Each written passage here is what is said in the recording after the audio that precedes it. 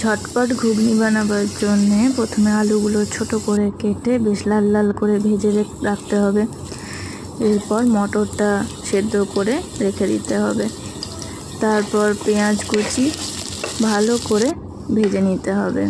তারপর আদা রসুন পেঁয়াজ ভালো করে বেটে তার মধ্যে হলুদ জিরে আর ধনিয়া গুঁড়ো দিয়ে ভালো করে মশলাটা কষাতে হবে যতক্ষণ না তেল ছেড়ে দেয়। ভালো করে কষানো হয়ে গেলে তার মধ্যে একটু নুন অ্যাড করতে হবে। সব কিছু দেওয়া হয়ে গেছে। এরপর কষানোটা বেশ সুন্দর হয়ে গেছে। এরপর মটরগুলো মানে সেদ্ধ মটরগুলো অ্যাড করে খানিকক্ষণ ঢাকা দিয়ে রেখে দিতে হবে।